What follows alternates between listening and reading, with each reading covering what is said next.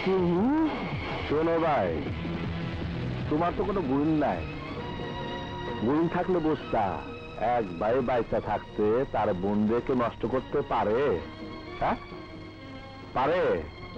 আরে পারে না, পারে না।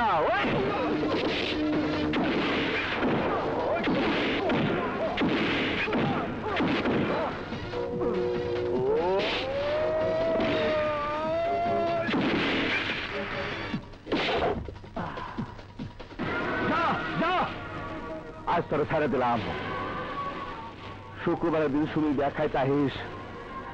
যা যা আর যা। এত চেঁচায় কথা কেন? তোকে বাড়ি চাই, পানির মধ্যে চুন। তাই তোর বোনের বিয়ের দিন পাল কিনা লাশের কাঠি আনতে কই। বউ চাইবো না, তোর লাশ চাইবো। ভাইয়া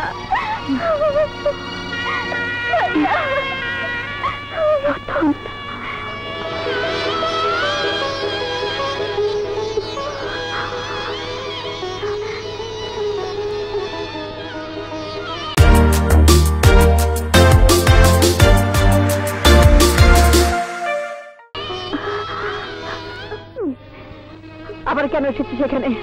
চলে যা। মা মা না, আবার কথা শোনো। তোর কোনো কথা আমি শুনতে চাই না, চলে যা এখান থেকে। মা মা মা বিশ্বাস করো, আমি খুনি না। চলে যা, তুই খুনি। একটা খুনি ছেলের সাথে আমার কোনো সম্পর্ক নেই। তুই আমার ছেলে না, তুই খুনি, তুই খুনি। তুই চলে যা, চলে যা এখান থেকে। ভাবছিস রতন?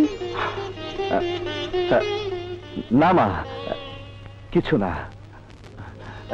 না মা, কিছু না, কিচ্ছু না। ভাবতাছে আমার বোনের বিয়া খুব জাঁকজমক করে দেব। মা এই দেখো, শহর থেকে আমি কত কিছু আনছি। কিরে, পছন্দ হয়েছে? সুমি, রতন শহর থেকে আসার পর ওর অনেক পরিবর্তন হয়ে গেছে। কোথায় ঘুমোতো সেটাও ঠিক করতে পারলো না।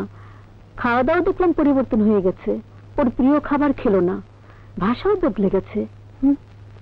মা, ভাইয়া ঠিকই আছে। ইয়ে মা, ভাইয়া তো দুধ খায়নি। তাই তো, ও তো আজকে দুধের কথাও বললো না। আচ্ছা, আমি দুধ দিয়ে আসি। না মা, তুমি শো, আমি দিয়ে আসছি। তুই বস, আমি দিয়ে আসি।